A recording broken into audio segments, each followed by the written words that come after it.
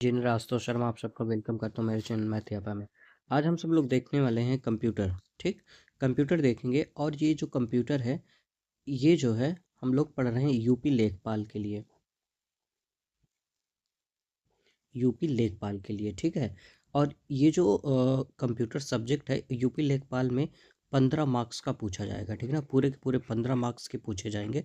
अभी मैंने जो है EMRS के लिए जो है कंप्यूटर पढ़ाया था, उसमें पूरे के पूरे जो है फंसे थे क्वेश्चन फंसे थे। 15 मार्क्स के पूरे आ गए थे, ठीक है। तो वही चीज़ हम लोग जो है लेखपाल में करने वाले हैं। पूरे के पूरे मार्क्स हम लोगों को लेके जाने हैं। इसमें 15 में से 15 लेके जाने हैं, ठीक है। आइए स्टार्ट करते हैं। कंप्यूटर कंप्यूटर आप देख रहे हैं कुछ इस तरीके से। कंप्यूटर से जो है आप फैमिलियर होंगे। आइए देखते हैं पहला टॉपिक क्या है। कंप्यूटर का परिचय, ठीक। कंप्यूटर का परिचय। जो कंप्यूटर है वो किस शब्द से बना हुआ है? कंप्यूट शब्द से बना हुआ है, ठीक। जिसका मतलब क्या होता है? जिसका अर्थ होता है गणना करना, ठीक है। कंप्यूटर कंप्यूट शब्द से बना है, जिसका मतलब होता है गणना करना, ठीक है। और जो कंप्यूटर है वो कैसा है? एक इलेक्ट्रॉनिक डिवाइस है। कैसा है? Electronic device. Electronic device in the sense मतलब ये किससे चलेगी? इलेक्ट्रिसिटी से चलेगी, ठीक है। ठीक, इलेक्ट्रिसिटी से चलेगी, इस वजह से इसको इलेक्ट्रॉनिक डिवाइस बोला गया है। और इसमें क्या होता है? जो यूज़र होता है, ठीक, उसके द्वारा, यूज़र का मतलब क्या हो गया? जो इसको जो है यूज़ करेगा, ठीक, जो यूज करेगा उसी को बोला जाता है यूज़र, ठीक। यूज़र के द्वारा दिए गए निर्देश, मतलब यूज़र जो है इस कंप्यूटर को जो कुछ भी निर्देश देगा, या फिर निर्देश को ही कमांड बोलते हैं, जो कुछ भी कमांड देगा उसे इनपुट के रूप में ये कंप्यूटर लेता है और उस निर्देश को प्रोसेस करेगा और आउटपुट के रूप में क्या करेगा? प्रदान कर देगा, ठीक है। जैसे ये कीबोर्ड है, इस कीबोर्ड में आपने जो है कुछ इसको इनपुट दिया, ये CPU है आपका, इसके अंदर जा कर के प्रोसेस होगा, ठीक। जब प्रोसेस हो जाएगा तो ये जो मॉनिटर है इस पे आपको क्या निकल करके आ जाएगा? आउटपुट मिल जाएगा, ठीक है। ये चीज़ें होती हैं कंप्यूटर में, ठीक है। और जो कंप्यूटर है उसका जो फुल नेम है, कंप्यूटर का फुल नेम क्या है? C से कॉमन हो गया, O से ऑपरेटिंग हो गया, M से मशीन हो गया, P से पर्पजली हो गया, U से यूज्ड फॉर हो गया, T से टेक्नोलॉजिकल हो गया, E से एजुकेशनल हो गया, R से रिसर्च हो गया, ठीक है। तो ये जो है कंप्यूटर का पूरा नाम हो गया। ये बस अपने अंडरस्टैंडिंग के लिए है, ये कहीं पूछा नहीं जाता कंप्यूटर का फुल नेम, ठीक है भाई। नेक्स्ट है, जो कंप्यूटर है, कंप्यूटर का जो आविष्कार है उसको किसने किया था? चार्ल्स बेबेज ने किया था, ठीक है ना। चार्ल्स बेबेज ने 1822 में किया था, इसलिए चार्ल्स बेबेज को जो है कंप्यूटर का पिता भी कहा जाता है, ठीक है। ठीक, जो मॉडर्न कंप्यूटर का जो मूलभूत परिकल्पना है उसमें चार्ल्स बेबेज ने ही दिया था। इस वजह से चार्ल्स बेबेज को जो है कंप्यूटर का पिता बोला जाता है, ठीक। ये जो है कंप्यूटर का पिता किसे बोला जाता है? चार्ल्स बेबेज को बोला जाता है। ये बहुत बार क्वेश्चन पूछा जा चुका है, ठीक ना। तो अगर आपसे पूछे कंप्यूटर का पिता किसे बोला जाता है तो आप क्या बताएंगे? चार्ल्स बेबेज को बताएंगे, ठीक। और इन्होंने जो है 1822 में जो है इसका आविष्कार किया था, ठीक है। तो आगे चलते हैं, कंप्यूटर का इतिहास कुछ देख लेते हैं क्या है, ठीक। कंप्यूटर का इतिहास। कंप्यूटर का जो आविष्कार है आज से लगभग 2000 वर्ष पहले हो चुका था, ठीक। और जैसे जैसे समय बदलता गया, ठीक, वैसे वैसे कंप्यूटर का विकास होता चला गया, ठीक है। शुरुआती दौर में गणना करने के लिए जिस डिवाइस का इस्तेमाल किया जाता था उसका नाम क्या था? अबेकस था, ठीक। मतलब ये समझिए कि पहले, बहुत पहले की बात है, जब हम लोग कोई कैलकुलेशन करते थे, ठीक ना, कोई कैलकुलेशन कैलकुलेशन के लिए जब हम लोग कुछ यूज करते थे, कोई डिवाइस यूज करते थे, उसे हम लोग क्या बोलते थे? अबेकस बोलते थे, ठीक है। अबेकस अबेकस बोलते थे, ठीक है। ये जो अबेकस है इसके बारे में भी देख लेते हैं क्या होता है ये जो अबेकस होता है, ये जो अबेकस है इसका पहले फुल फॉर्म आप देख लीजिए क्या है। ए से हो गया एबंडेंट हो गया, बी से बीट्स हो गया, ए से एडिशन हो गया, एंड सी से जो है आपका कैलकुलेशन हो गया, यू से यूटिलिटी हो गया, एस से सिस्टम हो गया, ठीक। Abundant, beads, addition and calculation, utility, system, ये अबेकस का फुल फॉर्म है, ठीक। ये पूछा नहीं जाता बट आपको पता होनी चाहिए, ठीक है।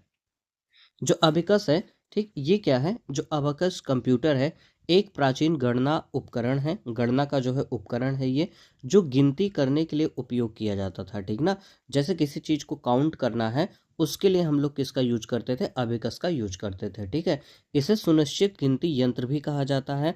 अबेकस कंप्यूटर का विकास कई हजार वर्ष पहले हुआ था और यह एक बहुत ही प्रभावी और सरल गणना प्रणाली है। यह एक यंत्र है जिसमें एक फ्रेम में स्थापित किए गए सूखे दर्पण या मनी के बौले होते हैं, ठीक, और उन्हें तारों से जोड़ करके एक स्थिर स्थिर मानचित्र बनाने के लिए उपयोग किया जाता है, ठीक है।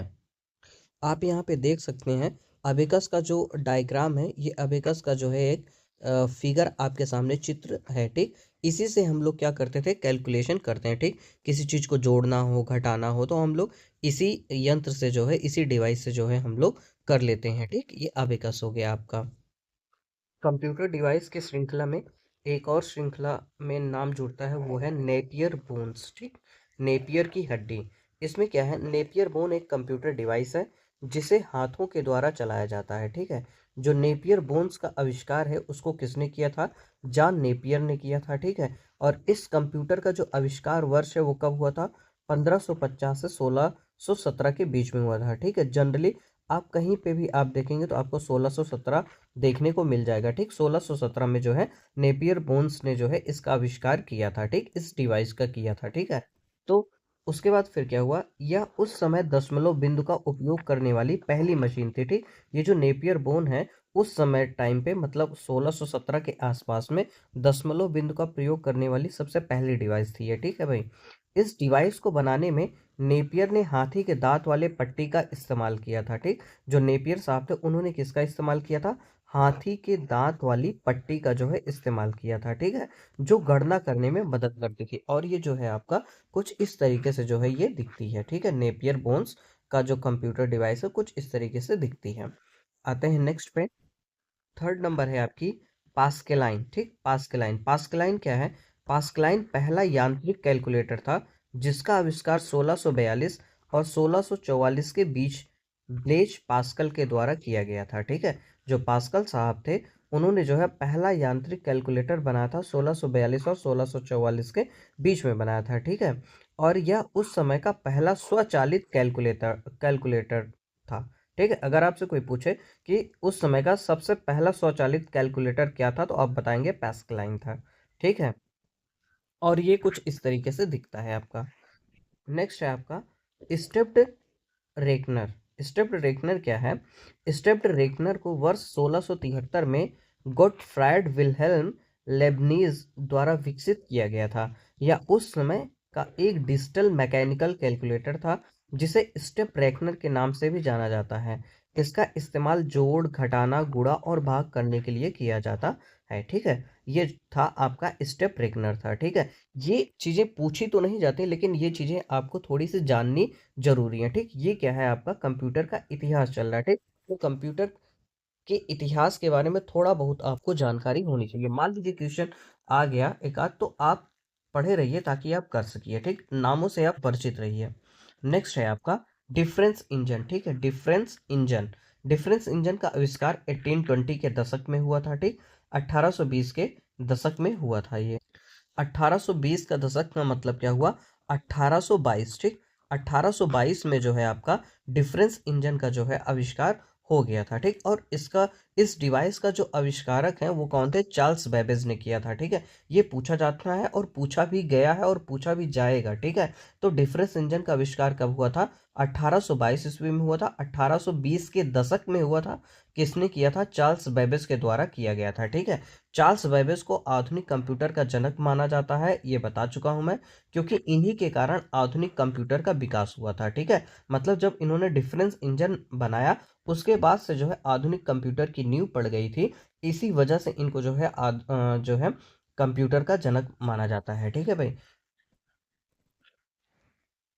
जो डिफरेंस इंजन है वो जो है आपका एक यांत्रिक कंप्यूटर था, ठीक है, जिसका इस्तेमाल सरल गणना करने के लिए किया जाता था।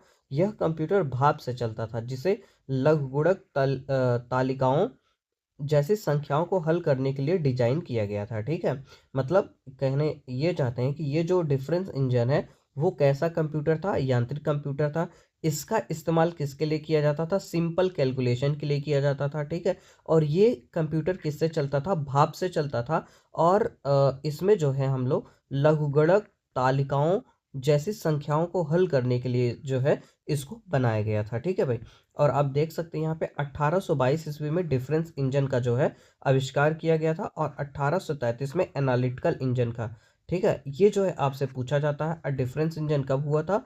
1822 में, और 1833 में 10 साल बाद एनालिटिकल इंजन का आविष्कार किया गया था, ठीक। ये जो एनालिटिकल इंजन है, ये जो एनालिटिकल इंजन है, इसके बारे में हम लोग जस्ट आगे देखते हैं, ठीक है ना। क्या है ये आपका आ गया एनालिटिकल इंजन आ गया, ठीक है। ये जो एनालिटिकल इंजन है, इसमें होता क्या है कि एक पंच कार्ड का उपयोग किया जाता है, ठीक है। सन 1833 में चार्ल्स बेबेज ने डिफरेंस इंजन का विकसित रूप बनाया, ठीक ना।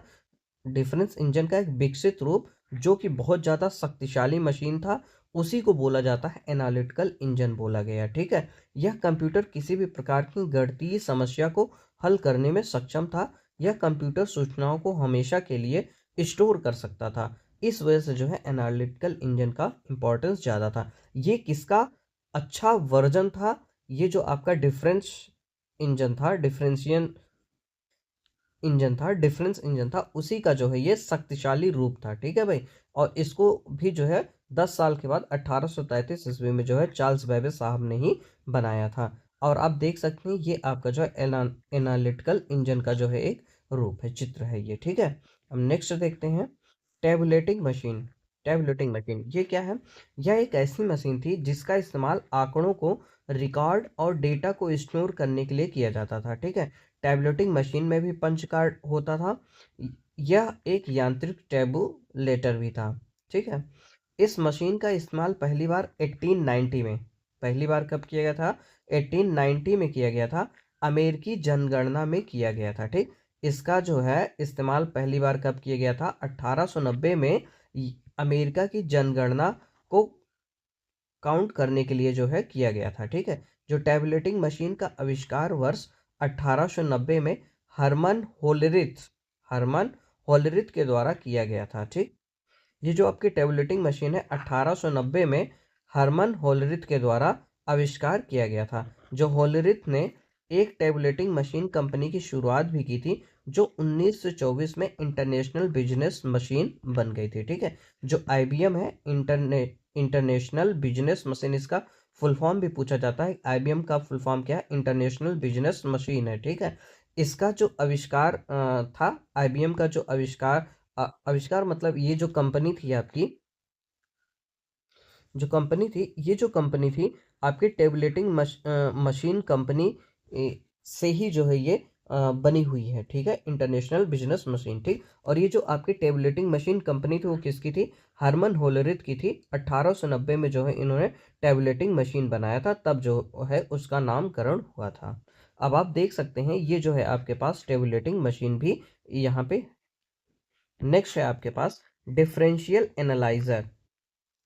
जो डिफरेंशियल एनालाइजर है, यह एक पहला इलेक्ट्रॉनिक कंप्यूटर था जिसे 1930 में अमेरिका में पेश किया गया था। इस कंप्यूटर का आविष्कार वन नेवर बुश के द्वारा किया गया था, ठीक। किसके द्वारा किया गया था? वन नेवर बुश के द्वारा किया गया था, ठीक है। जो डिफरेंशियल एनालाइजर में गणना करने के लिए वैक्यूम ट्यूब का इस्तेमाल किया जाता है। यह पुराने सभी कंप्यूटर से काफ़ी तेज था, जिससे कुछ ही मिनट में 25 से भी अधिक गणनाएं की जा सकती हैं। डिफरेंस एनालाइजर का इस्तेमाल विभेदक समीकरणों, डिफरेंशियल इक्वेशन के कुछ वर्गों को हल करने के लिए किया जाता था, ठीक है।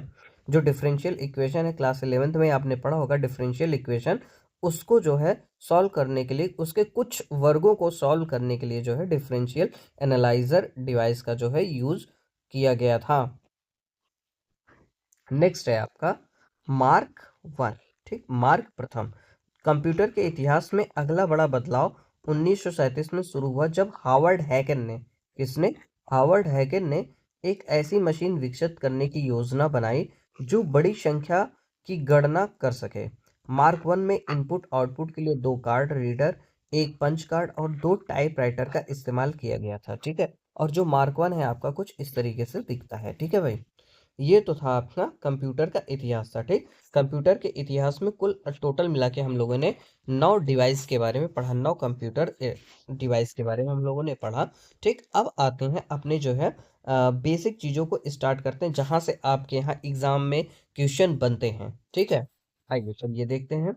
ये है आपका अपना प्यारा सा एक कंप्यूटर सिस्टम है, ठीक। अब इसमें देखते हैं कंप्यूटर की कार्यप्रणाली, ठीक। कंप्यूटर की जो कार्यप्रणाली है वो कैसे होती है। जो कंप्यूटर है, कंप्यूटर वो जो कार्य करता है वो 3 स्टेप में कार्य करता है, ठीक है। 3 स्टेप में कार्य करेगा, ठीक। 3 स्टेप, ठीक। 3 स्टेप में कार्य करता है, ठीक। जो पहला स्टेप होता है वो कौन सा होता है। पहला स्टेप हो गया आपका इनपुट हो गया। दूसरा स्टेप हो गया आपका प्रोसेस हो गया, ठीक। तीसरा जो आपका स्टेप हो गया वो क्या हो गया आपका आउटपुट हो गया। आउटपुट, पहला इनपुट, दूसरा प्रोसेस, तीसरा आउटपुट, यही 3 स्टेप है जिसमें कंप्यूटर वर्क करता है, ठीक। ये देख सकते हैं आप, इनपुट हो गया, प्रोसेस हो गया, आउटपुट हो गया, ठीक है। जो इनपुट होता है उसमें क्या होता है, यह एक ऐसी प्रक्रिया है जिसमें यूजर क्या करता है, कमांड देता है, ठीक। कमांड देता है, जिसमें यूजर कमांड या निर्देश देता है, ठीक। और जो सेकंड स्टेप है प्रोसेस, प्रोसेस, इसमें जो सीपीयू होगा आपका वो क्या करेगा, प्रोसेस करेगा, ठीक है, गणना करेगा। और नेक्स्ट है आपका आउटपुट, आउटपुट, ठीक। इसमें क्या होता है, इस स्टेप में कंप्यूटर जो है यूजर को जो है आउटपुट प्रदान करेगा, मतलब एक रिजल्ट प्रदान करेगा, ठीक है, रिजल्ट प्रोवाइड कराएगा, ठीक है। अब देख लेते हैं कंप्यूटर की विशेषताएं। कंप्यूटर की क्या क्या विशेषताएं। सबसे पहले स्पीड। कंप्यूटर की जो स्पीड होती है बहुत तेज होती है भाई, बहुत तेजी से ये किसी काम को कर देता है। रिलायबल होता है, मतलब विश्वसनीय होता है। अगर आप 2+2 करेंगे तो ये हमेशा 4 ही देगा, ठीक है ना। आपसे भले एरर हो जाए, 2+2 5 कर सकते हैं, ठीक ना, लेकिन ये इसमें एरर नहीं होगी, तो ये मतलब रिलायबल है, विश्वसनीय है।